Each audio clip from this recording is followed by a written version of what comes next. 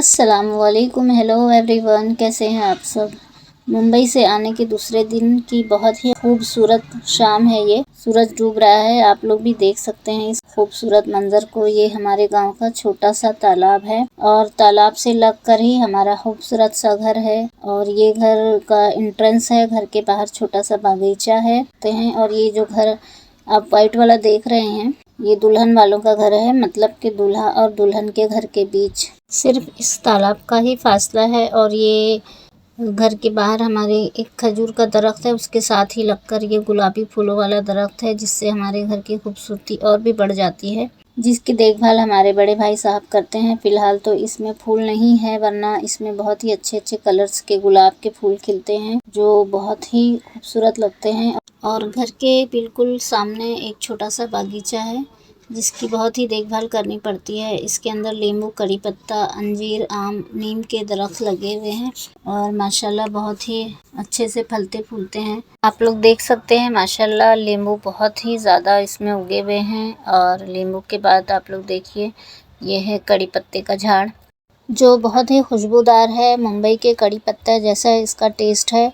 और ये है अंजीर का दरख्त, इसमें अंजीर अभी लगे हुए हैं, अभी फ़िलहाल बहुत ही छोटे छोटे हैं। कुछ दिनों में ये माशाल्लाह बड़े हो जाएंगे। और इस छोटे से बागीचे से हमारा घर आप लोग देख सकते हैं। आप लोगों को हमारा घर कैसा लगा मुझे कमेंट में ज़रूर बताइए।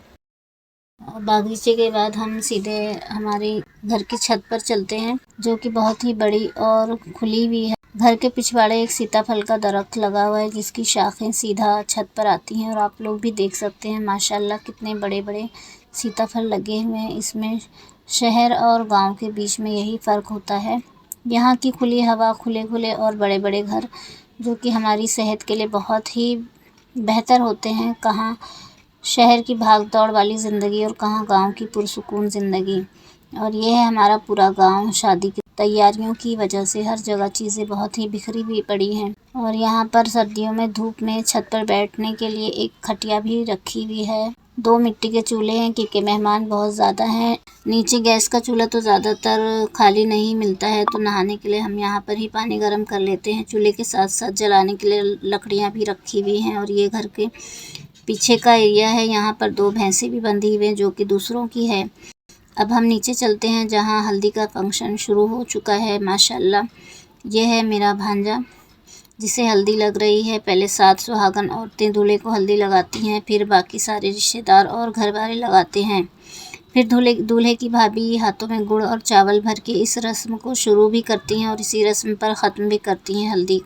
फिर प्रॉपर तरीके से हाथों और पैरों में दूल्हे को हल्दी लगाई जाती है। हल्दी वगैरह से फारिग होने के बाद फ़ोटोज़ वगैरह सभी ने ली। और ठंडी ज़्यादा होने की वजह से किसी ने भी हल्दी नहीं खेली, वरना हर शादी में हल्दी में तो हम बहुत ही मस्ती करते हैं। और रस्में करते करते काफ़ी वक्त हो चुका था, रात काफ़ी हो गई थी। किसी को नहाने की हिम्मत नहीं हो रही थी, इसलिए सिर्फ रस्म हो गई और फ़ोटोज़ वीडियोज़ से ही काम चला लिया हमने।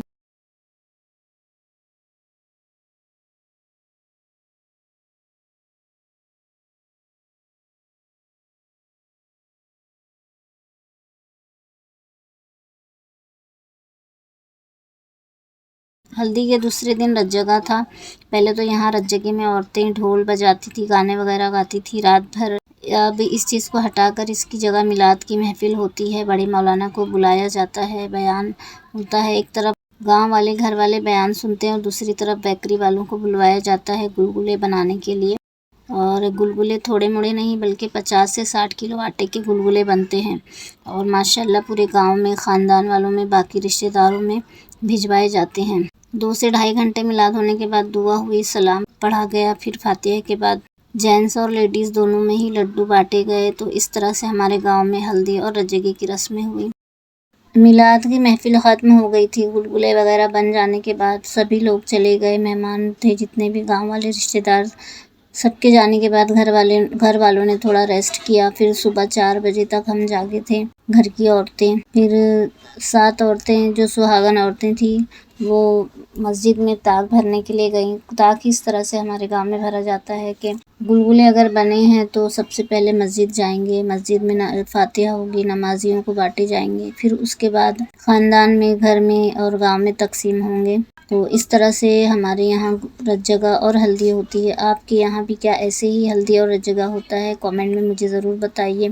आप लोग देख सकते हैं मस्जिद में आए हैं ताक भरने के लिए, और साथों साथ इसमें सूप भी रखा गया है, चावल है, आटा है और चिराग भी जलाया गया है।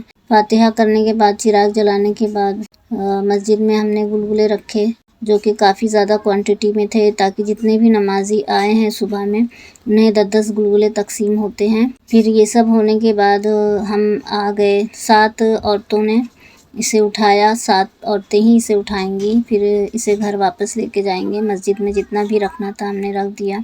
अब हम जा रहे हैं अपने घर। फिर मिलते हैं नेक्स्ट वीडियो में। दुआ में सभी को याद रखें अपना और अपनों का ख्याल रखें। हाफिज़।